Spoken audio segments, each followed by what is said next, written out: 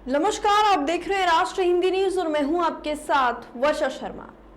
अच्छा स्वास्थ्य आज के समय की मूल आवश्यकताओं में से एक है, या यूं कहें कि सबसे जरूरी। और क्या हो अगर इसी मूल आवश्यकता के साथ खिलवाड़ किया जाए।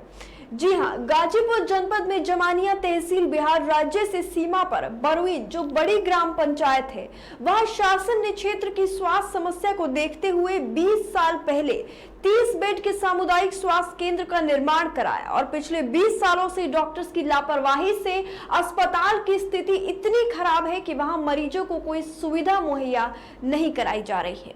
यह अस्पताल इस क्षेत्र और यहां के सटे बिहार क्षेत्र के 25,000 आबादी के लिए जीवनदायिनी साबित हो सकता था, मगर ये यहाँ के अधीक्षक डॉक्टर आनंद और मुख्य चिकित्सा अधिकारी और झोला छाप डॉक्टर्स और दलालों की मिली भगत से अपने अस्तित्व को खोने के कगार पर है। डॉक्टर आनंद यहाँ अस्पताल प्रारंभ होने से ही नियुक्त हैं, लेकिन यहाँ आते नहीं। कर्मचारी मनमोजी है, वो भी यहाँ पर समय आना जरूरी नहीं समझते। इन्हीं सब के चलते लोग झोला छाप डॉक्टर्स की ओर अवैध रूप से संचालित दवा की दुकानों और पैथोलॉजी में जाने को मजबूर हैं। जहां एक और कोरोना महामारी में लोग कहीं जाने से मजबूर हैं, वहीं यहाँ के अधिकारी कर्मचारी पैसे कमाने में मस्त हैं। प्राइवेट प्रैक्टिस के लिए इन लोगों ने इस अस्पताल को जर्जर अवस्था में पहुंचा दिया है और इन सब के जिम्मेदार सिर्फ लंबे अरसे से जमे हुए डॉक्टर आनंद हैं। शासन ने यहाँ X ray machine, CBC machine, operation कक्ष, ये सारी चीजें वर्षों से स्थापित की हैं। स्थानीय डॉक्टर, कर्मचारी, फार्मासिस्ट और जिले स्तर के स्वास्थ्य विभाग के अधिकारी की मिली भगत से ये सब चीजें बंद पड़ी हैं। इन सब का कोई लाभ मरीजों को नहीं मिल रहा है। हमारे तहसील रिपोर्टर ने जब यहाँ पर आए मरीजों से बातचीत करनी चाहिए तो उन्होंने क्या कुछ कहा, चलिए सुनते हैं। हॉस्पिटल में आए तो हॉस्पिटल के जो स्टाफ है इनका क्या कहना है, डॉक्टर के बारे में क्या कह रहे हैं कि डॉक्टर कब तक आएंगे? कुछ नहीं बता पा रहे हैं। यहाँ अभी आपने जांच करी है, वहाँ जांच में एक्सपायरी दवाइयाँ मिली हैं और 11 बजने वाला है।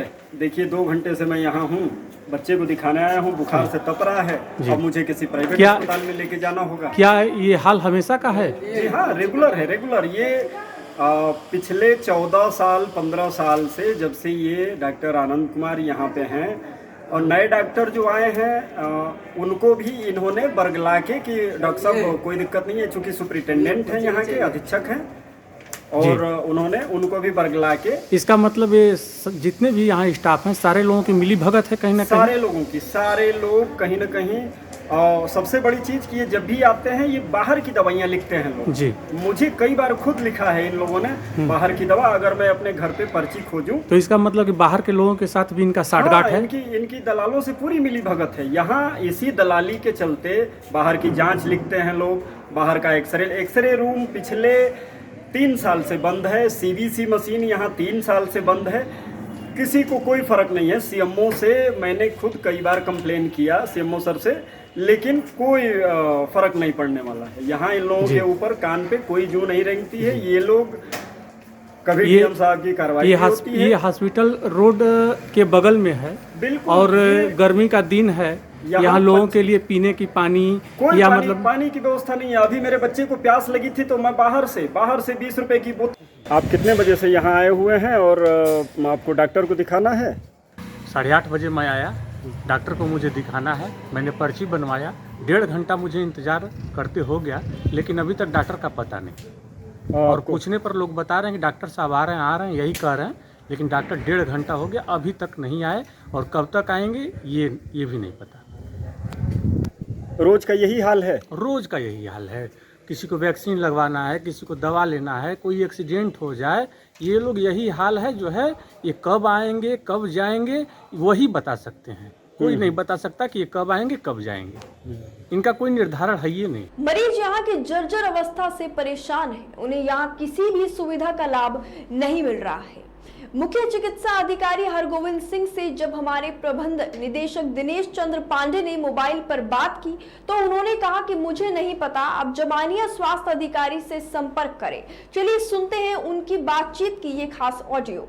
हेलो, हाँ, सीएमओ साहब बोल रहे हैं? हाँ बोल रहा हूँ। जिला ब्यूरो चीफ बोल रहा हूँ, दिनेश पांडे। बताएं। सर, ये आपका बरोइन जो सीएचसी है, अभी हमारा वहाँ रिपोर्टर गया है, जो जमनिया का रिपोर्टर है, अपने लड़के को दिखाने। वहाँ 2 डॉक्टर हैं, कोई नहीं है ना कोई स्टाफ है। कहिए मैं अच्छा। विजुअल भेज दूं। और वो आनंद सिंह, कोई आनंद, डॉक्टर आनंद है, वो 14 साल से है और हाँ। ऐसे ही आते नहीं है, मरीज लौट जाते हैं। और मैंने विजुअल ही बनवा लिया है, सोचा एक बार आपको मैं थोड़ा इन्फॉर्म कर नहीं दूं। ठीक है, एक जी। बार जमनिया इंचार्ज के पास भेज दीजिए, जमनिया के कंट्रोल में आता है सीधे। सर हम तो सीएमओ। नहीं, आप हमको भेजे, हम भी जमनिया से पूछेंगे कि हाँ, कहाँ तो- भाई छुट्टी नहीं दिए हैं। नहीं, ठीक 2 है? डॉक्टर और में दोनों डॉक्टर तो छुट्टी हो नहीं में- सकते, ऐसा दोनों डॉक्टर तो छुट्टी हो नहीं सकते। हमारी बात थोड़ा सुन लें सर, हमारी बात आप जी। सुन ले, उसके बाद हम चूंकि एज ए रिपोर्टर आपसे मैं रिक्वेस्ट कर रहा हूँ। मैं पता करवाता हूँ कहाँ है। आप पता ठीक है? करिए, 2 में से वो एक पारी बांध है, दोनों एक साथ नहीं आते हैं डॉक्टर लोग, और वहाँ अच्छा। बड़ी दिक्कत है। कहिए मैं वहाँ गंदगी कितनी है, आप थोड़ा सब देख लें, जाके दिखवा लें अपने जिससे जो आपके वहाँ हो, ठीक और है। थोड़ा इसको विशेष ध्यान दे, ठीक। क्योंकि भाई योगी जी के हम लोग विश्व हिंदू महासंघ से भी जुड़े हुए हैं, इसलिए योगी जी की सरकार अभी की। अभी अभी मैं जमनिया इंचार्ज से बात करता हूँ। जी, अभी बात करके उसको देखिए सर जी। ठीक। ये ऑडियो सुन के ये तो साफ हो गया कि किस तरीके से वो इन परेशानियों से अपना पल्ला झाड़ते नजर आए। उन्हें कोई फिक्र ही नहीं है कि गरीबों के साथ, उनके स्वास्थ्य के साथ क्या खिलवाड़ किया जा रहा है। चलिए अब हम जानते हैं उन डॉक्टर से जिन्हें यहाँ पर निरीक्षण के लिए भेजा गया। यहाँ सामुदायिक स्वास्थ्य केंद्र पे क्या क्या कमियां हैं डॉक्टर साहब? देखिए, अभी सीएमओ सर का सूचना आया मेरे पास लगभग 9:45 पर कि बड़ी अस्पताल पे कोई डॉक्टर है नहीं, आप तत्काल जाइए और निरीक्षण करिए।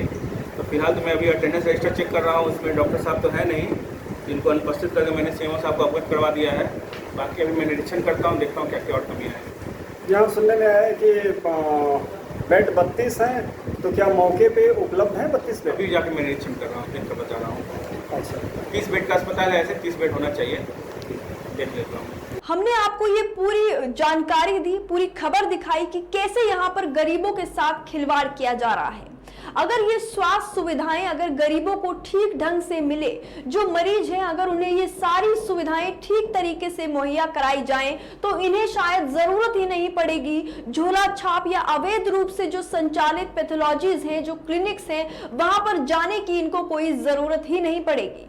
अब देखना यह होगा कि कितनी जल्द इस पूरे मामले पर एक्शन लिया जाता है और गरीबों के लिए क्या सुविधाएं लाई जाती हैं। फिलहाल के लिए इतना ही, बाकी अपडेट्स के लिए देखते रहिए राष्ट्रीय हिंदी न्यूज। जय हिंद।